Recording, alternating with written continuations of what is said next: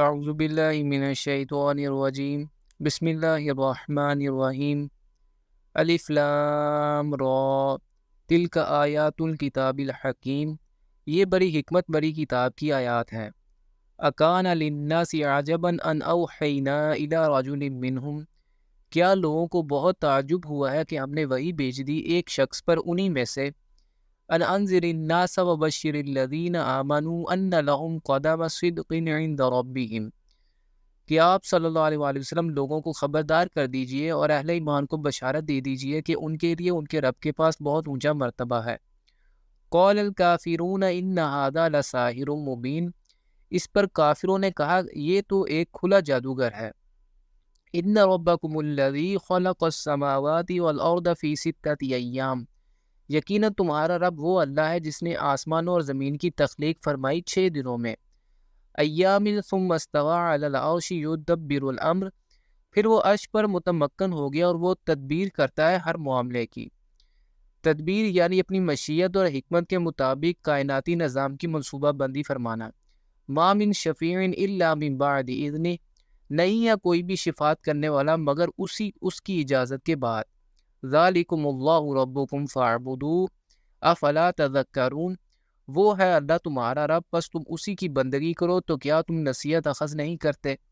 الیہ مرجعکم جمیعا وعد اللہ حقا، تم سب کا لوٹنا اسی کی جانب ہے، یہ وعدہ ہے اللہ کا سچا۔ انہ یبدأ الخلق ثم یعیدہ، وہی ہے جو خلق کا آغاز کرتا ہے پھر وہی اس کا اعادہ کر دے گا۔ پہل کسی کام کا کرنا یا ابتدائی طور پر کسی چیز کو تخلیق کرنا مشکل ہوتا ہے، جبکہ اس کا اعادہ کرنا نسبتاً آسان ہوتا ہے۔ یہ ایک معقول اور منطقی بات ہے کہ اگر اللہ تعالیٰ ہی نے یہ سب کچھ پیدا فرمایا ہے اور پہلی بار اسے اس تخلیق میں کوئی مشکل پیش نہیں آئی، تو دوبارہ پیدا کرنا اس کے لیے کوئی مشکل کام نہیں ہوگا۔ لیجزی الذین آمنوا وعملوا الصالحات بالقسط، تاکہ وہ ان لوگوں کو جزا دے جو ایمان لائے اور جنہوں نے اچھے عمل کیے انصاف کے ساتھ۔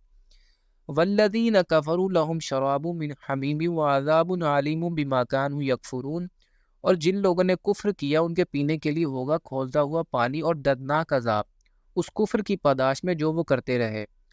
والذی جعل الشمس ضیاء والقمر نورا، وہی ہے جس نے بنایا سورج کو چمکدار اور چاند کو نور۔ وقدرہ منازل لتعلموا عدد السنین والحساب، اور اس نے اس چاند کی منزلیں مقرر کر دی تاکہ تمہیں معلوم ہو گنتی برسوں کی اور تم معاملات زندگی میں حساب کر سکو۔ ما خلق اللہ ذلک الا بالحق یفصل الآیات لقوم یعلمون، اللہ نے یہ سب کچھ پیدا نہیں کیا مگر حق کے ساتھ، اور وہ تفصیل بیان کرتا ہے اپنی آیات کی ان لوگوں کے لیے جو علم حاصل کرنا چاہیں۔ ان فی اختلاف اللیل والنہار وما خلق اللہ فی السماوات والارض لآیات لقوم یتقون، یقیناً رات اور دن کے عدلنے بدلنے میں اور جو کچھ اللہ نے بنایا ہے آسمانوں میں اور زمین میں یقیناً نشانیاں ہیں ان لوگوں کے لیے جن کے اندر تقوی ہے۔ ان الذین لا یرجون لقاءنا، بے شک وہ لوگ جو ہم سے ملاقات کے امیدوار نہیں ہیں، وَرَضُوا بِالْحَيَاةِ الدُّنْيَا وَاطْمَأَنُّوا بِهَا وَالَّذِينَ هُمْ عَنْ آيَاتِنَا غَافِلُونَ، اور وہ دنیا کی زندگی پر ہی راضی اور اسی پر ہی مطمئن ہے اور جو ہماری آیات سے غافل ہے۔ جس شخص نے اپنی پوری دنیاوی زندگی میں نہ اللہ کی طرف رجوع کیا اور نہ ہی آخرت کی کچھ فکر کی۔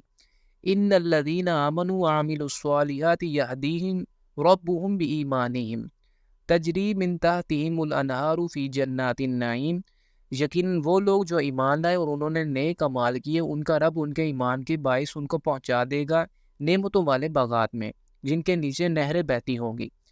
دعواہم فیہا سبحانک اللہم، اس میں ان کا ترانہ ہوگا اے اللہ تو پاک ہے۔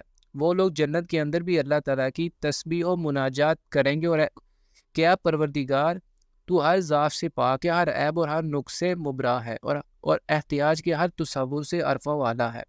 وَتَحِيَّتُهُمْ فِيهَا سلام، اور اس میں ان کی آپس کی دعا سلام ہوگی۔ اہل جنت آپس میں ایک دوسرے کو ملتے ہوئے السلام علیکم کے الفاظ کہیں گے۔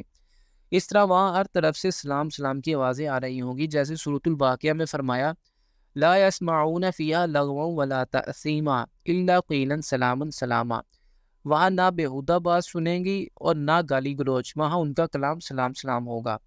وآخر دعواہم ان الحمد للہ رب العالمین، اور ان کی دعا اور مناجات کا اختتام ہمیشہ ان کلمات پر ہوگا کہ کل حمد اور کل تعریف اس اللہ کے لیے ہے جو تمام جہانوں کا رب ہے۔